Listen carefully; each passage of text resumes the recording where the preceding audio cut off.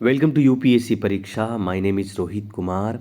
आज वेडनेसडे है 27 नवंबर 2024 और आज के international addition the Hindu news में मोस्ट इम्पॉर्टेंट न्यूज़ की चर्चा हम लोग करेंगे। सबसे पहले आप देख सकते हैं कि हमारे यूपीएससी के पॉइंट ऑफ व्यू से जो पहला न्यूज़ है, unite to uphold spirit of constitution. ये मुर्मू हमारी जो भारत देश की राष्ट्रपति है, प्रेसिडेंट ऑफ इंडिया है, उनका ये स्टेटमेंट है।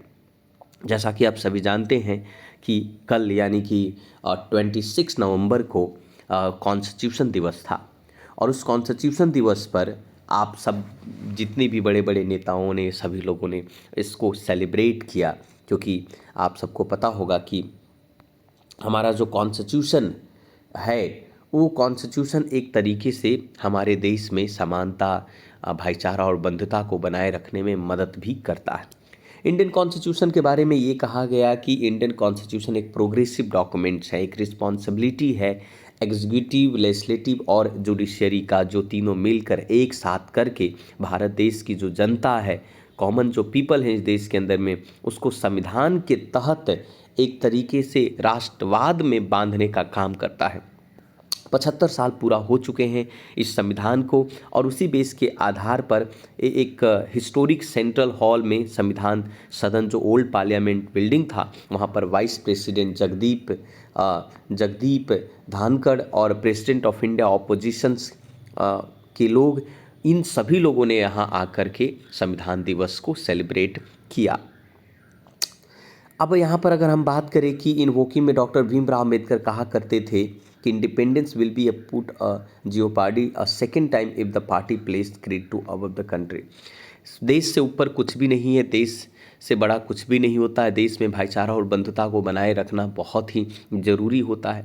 लोकसभा के स्पीकर ओम बिरला ने इस बात पर भी बताया कि किस प्रकार से हमारा जो कंस्ट्रक्टिव ऑफ द ट्रेडिशन के बेस के आधार पर हमारा जो संविधान जो है, दोनों both house of the parliament assembly में भी जमा हुए प्रधानमंत्री Narendra Modi, deputy chairman of Rajya Sabha और हरिवंश, उसी प्रकार से कह सकते हैं कि हरिवंश और leader of opposition in Rajya Sabha Mallikarjun, ये सभी लोग मौजूद थे। तो इस तरीके से लोगों ने एक तरीके से आप कह सकते हैं कि संविधान दिवस के तौर पर मनाया। साथ साथ में हमारी स्पीच के दौरान में हमारे जो प्रेसिडेंट ऑफ इंडिया है, उन्होंने यूनिटी और इंटीग्रिटी की भी बात कही। तो ये इससे संबंधित है।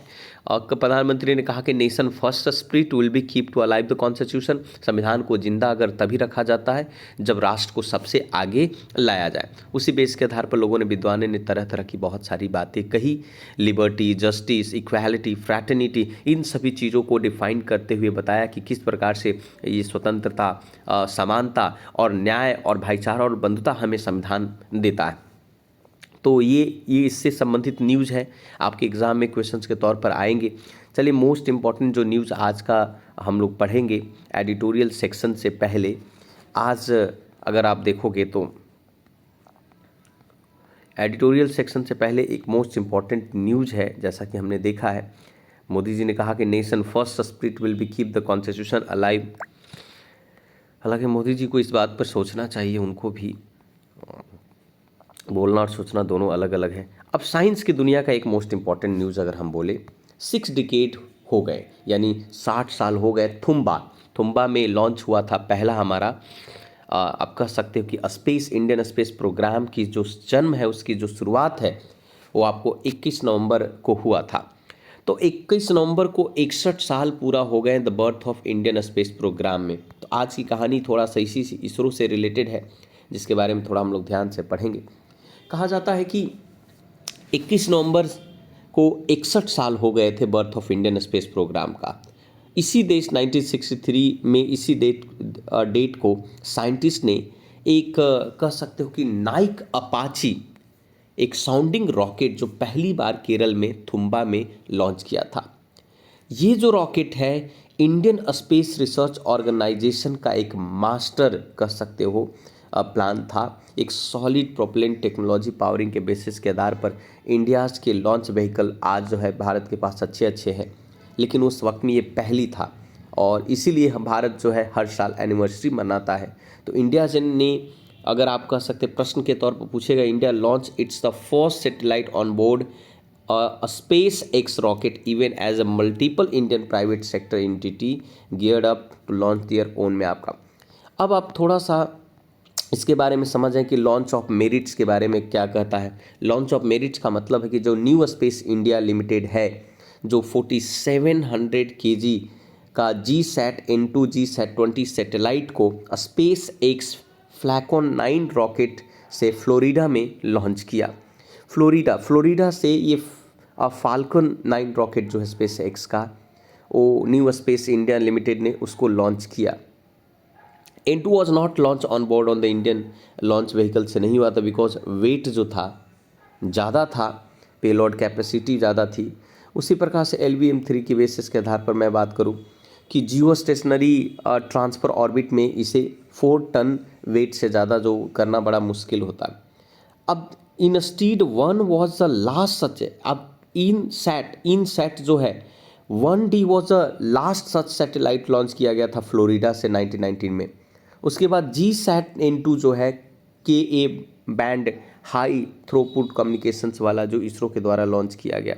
अंडमान निकोबार आइलैंड्स, लक्षद्वीप, ये सारे आइलैंड हैं जहाँ से ऑनबोर्ड हो सकता है इसरो के द्वारा सैटेलाइट लॉन्च किए जाते हैं, है ना। और ये सारे सर्विसेज प्रोवाइड करवाए। जैसे मैं आपकी बात करूँ GSAT-N2 की बात करूँ तो इसरो के द्वारा इसको कम्युनिकेशनल सैटेलाइट है, जिससे ब्रॉडबैंड बैंड जो होता है, ब्रॉडबैंड सर्विसेज वो इन्हांस होगा आपका। ये Andaman Nicobar island, Lakshadweep island, north east, इन सभी को आसानी से कनेक्ट कर पाए। इसके लॉन्च होने के बाद जो है इंटरनेट कनेक्टिविटी फ्लाइट में भी हो सकती है, स्मार्ट सिटी मिशन भी सक्सेसफुल हो सकता है, ऐसा कहा जा रहा है। Satellite was placed in GTO में किया गया। उसके बाद नेक्स्ट इसरो प्रिपेयर कर रहा है कि भाई PSLV 659 बेयरिंग जो है यूरोपियन प्रोबा 3 मिशन के साथ इसको भी लॉन्च करने की तैयारी कर रही है। हमारा जो पोलर सैटेलाइट लॉन्च व्हीकल है वो भी साथ में वो होगा। तो इस तरीके से अब यहाँ पर ट्विन प्रोबा स्पेसक्राफ्ट के बारे में पढ़ सकते हैं। ये जो ट्विन प्रोबा स्पेसक्राफ्ट है ये क्या करेगा, ये कहता है कि study the sun arrived in Chennai on November 6 में आपका। इसको आगे के व्हीकल्स के साथ भी इंटीग्रेट कर दिए जाएंगे। इंडिया, आप सबको बता दूं कि इंडिया एस्ट्रोनॉट डिज़ाइन कर रहा है और शुभांशु शुक्ला जो है, जो फ्लाइट आगे चलकर इंटरनेशनल स्पेस स्टेशन 2025 में जो फ्लाई करने वाले हैं, हमारा जो गगनयान मिशन है वो ट्रेनिंग ले रहे हैं। उस बेसिस के आधार पर यूरोपियन स्पेस एजेंसी से ट्रेनिंग ले रहे हैं हम लोग, ये स्पेस में जाने वाले होंगे। भारत में अगर हम प्राइवेट सेक्टर की बात करें तो 4 ऐसे इंडियन प्राइवेट कंपनियां हैं जो लॉन्च के लिए प्रिपेयर करती है, पेलोड्स तैयार करती है, सैटेलाइट तैयार करती है ना। उसमें से एक कह सकते हैं एक कंपनी है जिसका नाम फिक्सल जो है Indian American unveiled Firefly company है, जो हाइपर स्पेक्ट्रल सैटेलाइट भी बनाती है आपका। उसी प्रकार से सारे सैटेलाइट का जो वेट अराउंड 550 kg से ऊपर का होता है। तो सेकंड जो है आपका जिसका नाम है गैलेक्सी आई स्पेस, जो flying it's not a satellite, it's just a tech demo है आपका, उसी बेस के आधार पर। उसी प्रकार से पियर साइट्स स्पेस होगा जो मिशन में फ्लाई करेगा। उसी प्रकार से HEX-20 फ्लाई होगा नीला से। तो इस तरीके की बहुत सारी चीज़ें इसरो तैयार कर रही। इंडिया रिसेंटली लॉन्च किया है पहला satellite on board SpaceX rocket से, multiple Indian private sector entity के द्वारा जो है। तो ये इसका हाईलाइट्स है आपका। स्पेस साइंस में बहुत सारी चीज़ें अपडेट होती रहेगी, तो इससे रिलेटेड एक न्यूज़ था जिसके बारे में हम लोगों ने देखा। दूसरा आप कह सकते हो कि अभी जो है एक मोस्ट इम्पॉर्टेंट न्यूज़ है, इसके अंदर में हम देख लेते हैं। सुप्रीम कोर्ट ने रूलिंग किया है, रूलिंग ऑन सोशलिज्म और सेकुलरिज्म को लेकर के एक मुद्दा बना हुआ है। जैसा कि हम सभी जानते हैं कि आप लोगों ने पढ़ा था कि डिवीज़न बेंच में सुप्रीम कोर्ट ने चीफ जस्टिस ऑफ इंडिया के द्वारा जो लेड की हुई सुप्रीम कोर्ट की एक जो बेंच थी, उसने जो चैलेंजिंग किया गया था सोशलिस्ट वर्ड और सेकुलर, हमारे संविधान के प्रियम्बल में जो सोशलिस्ट और सेकुलर शब्द को इंक्लूजन पर चैलेंजिंग किया था, तो उसको साफ साफ खारिज कर दिया। मैं आपको बता दूं कि प्रियम्बल की थोड़ी हिस्ट्री को आप समझ लें।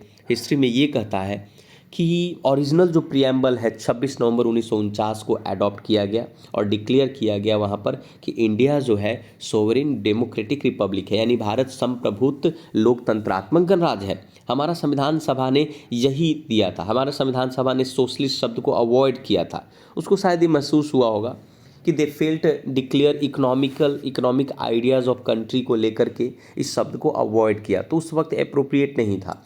तो पीपल शुड डिसाइड कि what suit them according to time of the age, और जनता डिसाइड करेगी आगे चलकर कि आपके लिए क्या बेटर है ना। इंडियन जो सेकुलरिज्म है डिफरेंट है वेस्टर्न, यानी भारत की जो सेकुलरिज्म धर्मनिरपेक्षता है वेस्टर्न के सेकुलरिज्म से बहुत ही अलग है।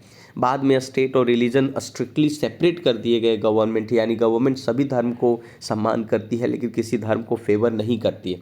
भारत में स्टेट जो इंजॉय करता है power to regulate the economic, financial, political और सेकुलर एस्पेक्ट से associated with the religious practice. यहाँ पर यानी कि कह सकते हो कि भारत के पास जो शक्तियाँ हैं आर्थिक, फाइनेंशियली, वित्तीय, राजनीतिक और धर्मनिरपेक्ष के एक्सपेक्ट से रिलीजियस प्रैक्टिस भारत के अंदर में है। यहाँ तक कि मैं आपको बता दूँ कि it can be provided to social welfare reform to religious practice के लिए। तो इस तरीके की ये बातें जो यहाँ पर सेकुलर शब्द जो है संविधान के अंदर में जो ऐड किए गए हैं, धर्मनिरपेक्ष को ऐड किए। लेकिन क्या होता है कि कॉन्स्टिट्यूशन असेंबली जो है आगे चलकर सेकुलर प्रिएम्बल में एक्सेप्ट नहीं करती है, in the preamble was not accepted. तो एक केस होता है बेरूबारी केसेस 1960 में। तो बेरूबारी केसेस 1960 में सुप्रीम कोर्ट का ओपिनियन था कि प्रिएम्बल जो है कॉन्स्टिट्यूशन का पार्ट नहीं है, वो एक तरीके से उसके बेस के आधार पर ये सब्सटैंटिव पावर का प्रयोग नहीं कर सकते हैं प्रिएम्बल के बेस के आधार पर। आगे चलकर एक फेमस केस आता है जिसका नाम है केशवानंद भारती केसेस। अब केशवानंद भारती केसेस 1973 में हुआ। सुप्रीम कोर्ट ने रिवाइज किया और कहा कि नहीं, preamble is a part of the constitution और इसे पढ़ना चाहिए, हाँ, लेकिन प्रिएम्बल के बेसिस के आधार पर संविधान में कोई बदलाव नहीं किया जा सकता। यानी preamble is a subject of amendment of power of parliament, any other provision, किसी भी चीज़ों को प्रिएम्बल को किया जा सकता है। और साथ में उसी बेस के आधार पर 42nd कॉन्स्टिट्यूशन अमेंडमेंट 1976 में सोशलिस्ट, सेकुलर और इंटीग्रिटी 3 शब्द को प्रिएम्बल में जोड़ दिया गया। यानी समाजवाद, धर्मनिरपेक्ष और इंटीग्रिटी, ये 3 शब्दों को ऐड कर दिया गया। अभी करंट केसेस क्या है कि फॉर्मर जो राज्यसभा के एमपी सुब्रमण्यम स्वामी, एडवोकेट अश्विनी उपाध्याय और अदर्स लोगों ने एक केस फाइल किया। मिस्टर उपाध्याय और अदर्स जो है वो अपोज करते हैं कि जो सोशलिस्ट और सेकुलर शब्द प्रिएम्बल में ऐड किए गए हैं वो सही नहीं है, उसको अपोज करता है, क्योंकि वो कहते हैं कि इमरजेंसी के दौरान ज़बरदस्ती जनता के बिना आइडियोलॉजी के बेसिस के आधार पर इसको संविधान में ऐड किया गया है। कॉन्स्टिट्यूएंट असेंबली ने इस बात को प्रिएम्बल में मेंशन नहीं किया है। आपने नो एडिशनल वर्ड को, तो उसको पार्लियामेंट के द्वारा जो इंसर्ट किए गए उसको मान्यता नहीं दी जाएगी, क्योंकि उस वक्त स्थिति बहुत ही अलग था। अब कॉन्स्टिट्यूशन बाद 42nd अमेंडमेंट एक्ट 1978 होता है। जनता पार्टी रूलिंग में आती है इमरजेंसी के बाद, तो उसने हैड ए सपोर्टेड सेम इस चीज़ों को सपोर्ट किया, दोनों शब्दों को। तो उस समय वो अपोज नहीं किया, चाहे तो बदल सकता था। अब यहाँ पर कहता है कि कोर्ट ने उनके पिला जो है, उनका जो पिटीशन है, उनको डिसमिस कर दिया कि जो सोशलिस्ट और सेकुलर शब्द है ये बेसिक स्ट्रक्चर ऑफ कॉन्स्टिट्यूशन का इंटीग्रल पार्ट है, हम इसे चेंज नहीं कर सकते। एक तरीके से हमारा संविधान के लिविंग डॉक्यूमेंट्स हैं, इस पर पार्लियामेंट की अपनी ताकत के आधार पर इसको चेंजेस नहीं कर सकती है। अमेंडिंग पावर जो है प्रिएम्बल में है, लेकिन साथ साथ में आप देख सकते हो कि बेसिक स्ट्रक्चर को छेड़छाड़ नहीं कर सकती है। इसको लेकर काफ़ी चर्चा चल रही है इसी कॉन्टेक्स्ट के बेस के आधार पर। अब वाई इट्स इम्पॉर्टेंट, क्यों जरूरी, अब आप आज ये शब्द क्यों जरूरी है, क्योंकि इनिशियली ईयर में स्वतंत्रता के बाद डेमोक्रेटिक रिपब्लिक कैरेक्टरिस्टिक था, सेंट्रल प्लानिंग का एक पार्ट था। लेकिन 1960 और 70 में ये देखा गया कि नेशनलाइजेशन ऑफ बैंक और इंश्योरेंस जो हाई रेट टैक्स लिया करता था, तो उसने सरकार ने उसको क्या किया था कि भाई राष्ट्र समाजवाद उसमें ऐड किए गए थे, हायर टैक्स बैंकों के द्वारा लिए जाते थे, काफ़ी रेगुलेशन है। तो इकोनॉमी को बेहतर करने के लिए, इकोनॉमी प्राइवेट सेक्टर को लाने के लिए इस तरीके की समाजवाद की भावना को जोड़ने के पर मजबूर किया गया। तो ये गलत नहीं है, और उसी के बेस के आधार पर डिफरेंट टाइप के प्रोग्राम, मनरेगा और इन सभी चीज़ों को लाए गए। तो इन पर चर्चा चल रहा है, इम्पॉर्टेंट है, ठीक है। एक लास्ट हम लोग देख लेते हैं, एक what is the controversy around two the संभाल मॉस्को। बहुत शॉर्ट में मैं आपको बता देता हूँ कि ये जो पिटीशन है हाल फिलहाल में हरि शंकर जैन और कुछ अदर्स लोगों ने सिविल जज डिस्ट्रिक्ट सेशन को एक पिटीशन डाला है। ये पिटीशन 19 नवंबर को डाला गया है। पिटिशनर कहते हैं कि 16वीं सेंचुरी में जो जामा मस्जिद है जामा मस्जिद इन संभाल was built in site of ancient Harihar मंदिर, यानी कि पहले कि यहाँ पर एक मंदिर हुआ करता था हरिहर मंदिर, उसी हरिहर मंदिर पर जामा मस्जिद बनाए गए, ऐसा क्लेम किया गया। सिमिलर केसेज है ज्ञानवापी जो मॉस्क वाराणसी में है, उसी का सिमिलर केसेज यहाँ पर भी है। उसी प्रकार से उत्तर प्रदेश में एक मथुरा में मस्जिद है, वहाँ पर भी ऐसा कहा गया है। कमल मलुआ मस्जिद है वहाँ मध्य प्रदेश में।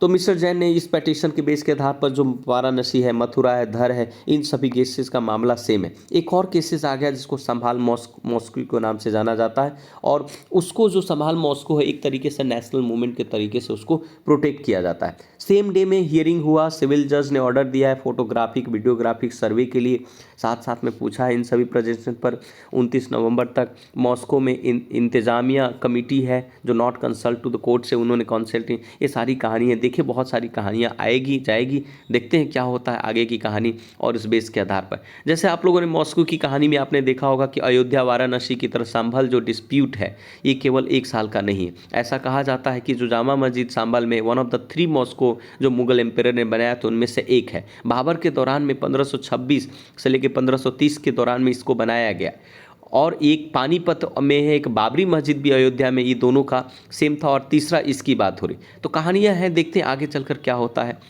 तो यही था आज का मोस्ट इम्पॉर्टेंट जो न्यूज़। इसी प्रकार के वीडियो के लिए आप यूपीएससी परीक्षा के चैनल को सब्सक्राइब करें, वीडियो को शेयर करें। धन्यवाद, थैंक यू वेरी मच। जय हिंद, जय भारत।